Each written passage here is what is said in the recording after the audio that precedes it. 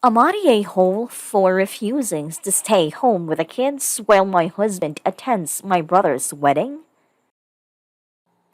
Am I a hole for not allowing a friend to move in with me?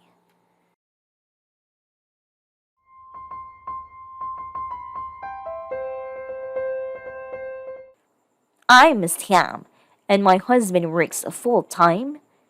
We have three kids, and one of them is 2 years old. My husband helps a lot with the kids. He's a committed dad, but is absolutely against babysitter due to an awful incident with a babysitter that was the reason his younger male cousin James got disabled years ago. I don't go out much since I have to take the kids with me, and not every place is suitable for kids. We received an invitation from my brothers who has been my husband's friend since college, wedding which we later discovered was child free.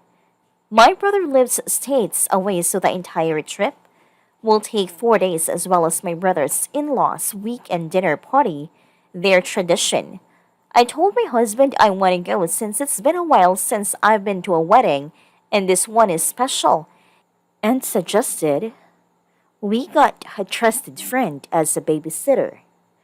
He asked if I was serious to consider leaving our 2 year old with a babysitter and suggested that I do what I normally do and stay home with the kids while he goes to the wedding. I refused and said I have as much a right to attend as him since we both were invited. He said it wasn't his fault. My brother wants a child free wedding, and I should do this for the kids and sacrifice for their sake. I still refused and said this was unfair, and since he's a parent too, then he should also stay for the kids. He looked at me and said, "That's my best friend's wedding. You're asking me to skip for Christ's sake. Are you kidding me?" Then I said I was being petty for suggesting this, and that I was basically choosing to go and party over keeping our kids safe. He asked me to consider this as a business trip. What would I do? Go with him and leave the kids? I said I understand his paranoia of babysitters, but really all my friends have sitters, and at times they really need it. He said I ought to know better than what my friends tell me, and this wasn't even up for discussion.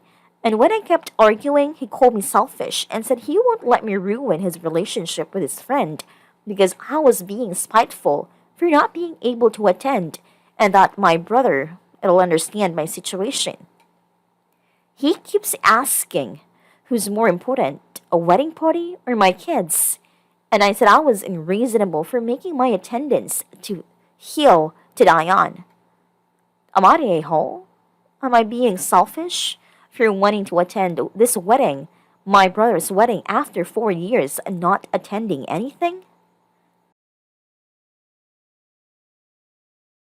I have a hard time to believe your husband is a good dad. Every single sentence from him smells like entitlement and selfishness. If you can't go to your brother's wedding, so can't he? Why doesn't he stay at home and you attend? Since this never came to his mind, he thinks less of you and your needs. You are the servant for the children, not his wife who is on the same level. This wedding shows you what kind of person your husband is and what he thinks of you. Nta 100%. I know two women who were stay-at-home parents whose husbands tried to screw them out of seeing their children because he was the one who can afford a lawyer. One did get fucked out of visitation and the other one didn't, only because her friends came together and helped her pay her bills until her lawyer could get her spousal support and child support. It is not easy for stay-at-home moms to leave and get the kids, no matter what guys on this website say. I got married to my daughter's dad and wished I never did. I was a psalm and his family was loaded. The relationship was almost platonic after we had her. It was dead 3 months on, but I was young and dumb and didn't know I deserved more. When we split, his dad got his lawyer he had on retainer and spent 5 figures. I was not represented at all. Fast forward, she lives there most the time because he had his parents' money to throw at her for gifts constantly. She wants to be where all her stuff is, so I don't see her often. I ended up going back to school to make life for my kids better, but joke's on me, I chose a profession that's underpaid. I work in mental health and get paid less than fast food and have a BA. I still don't have a home of my own. I wish I would have never been a Psalm. I lost out on years of time with them working and studying, and I hate that, but I couldn't offer them anything and was always broke. When my ex-husband left me for his mistress, I was a Psalm to 2 children, 4-year-old and 10 months old. We decided when I got pregnant with our first that I would resign from my job and stay home. At the time he left, I hadn't worked in 5 years and was financially dependent on him. My ex tried to control everything I did, thinking that since he controlled the purse strings, he controlled everything. I got a good attorney and ended up getting alimony, child support, legal fees and 60% of all our assets. The judge said he had no consideration for a man who would leave his wife and children under these circumstances, and that's why he gave me 60% instead of 50%. Cue surprised Pikachu face from my ex. He got surprised Pikachu face again a year later, when his mistress left him for the other married man she had been cheating with Lowell. In this same vein, not defending either side, but I would rank OP's husband at this point on the same trust level as how husband sees the babysitters.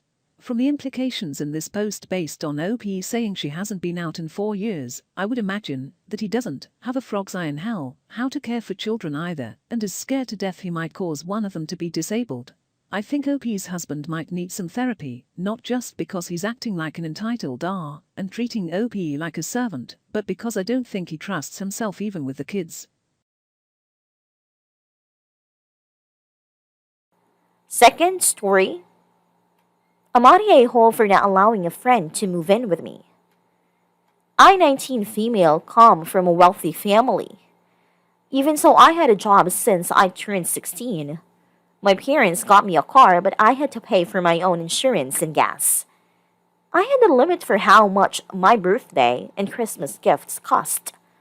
When I graduated high school and was accepted into a good college, my parents gave me a choice. I live in the dorms. They pay for everything. I get just a bit of spending money, but they won't have a say in my life at all since I am an adult. I live in a 2-bedroom apartment they own in the city. Doorman, gym, pool, and cleaning service. They pay for everything, and I have more spending money. In exchange, I have to promise to keep a high GPA. No recreational drug use, no alcohol until I turn 21, and to not have any roommates.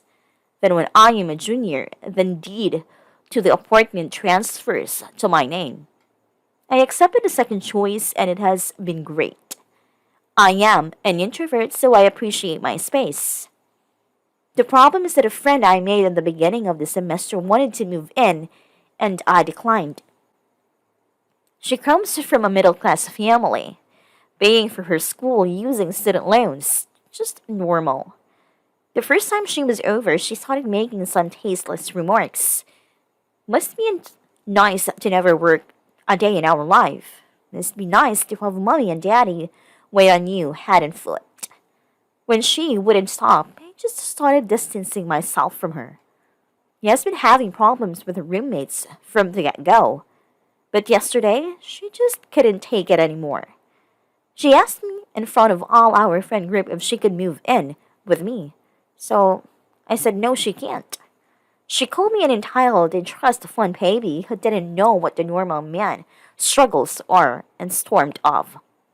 Now all my friends say that I am the a-hole, that I have the space, and it wouldn't cost me anything.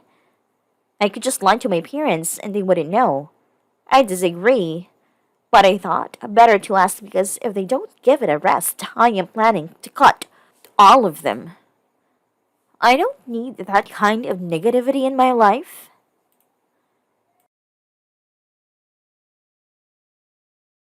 NTA, she is vastly entitled to assume that you owe it to her. It seems like her premise was that you host her in your apartment. Refusal wasn't a feasible option and that is why it blindsided her. That's audacious. She can't possibly expect you to jeopardize your relationship with your parents and the privileges they give you because she doesn't get along with her roommates. It seems like she accumulated a lot of envy to you, and she revealed it now. She can't possibly expect you to jeopardize your relationship with your parents and the privileges they give you because she doesn't get along with her roommates. It seems like she accumulated a lot of envy for you and she revealed it now. Absolutely. My friend group is pretty diverse. Some of us grew up super poor, some middle class, and one of my friends grew up pretty affluent. We're very close because we recognize our own privileges and support each other. When one of my friends couldn't afford to pay his electricity and Wi-Fi because his mom stole his money and ruined his credit, my other friend gave him a key to her place so he could come over and study. Good friends don't wish harm upon others or are jealous and spiteful because of your privilege. They are happy that you can do well and are taken care of. As long as you are not rubbing it in other people's face, there's nothing wrong with being lucky to have that situation that Op is in. I would be so happy for my friend to have an opportunity like that when other people struggle. OP, you deserve better friends who don't belittle you or feel entitled to what you have. Even if she genuinely does have a shitty roommate, it doesn't entitle her to move in. I've had so many trash roommates, including one who put her cat's litter box under my desk because it kept shitting there, and yet it was no one else's responsibility to take care of. I actually did have a friend offer to move me in with a litter box situation, and I took them up on it, but it blew my mind because I literally didn't even consider that to be an option.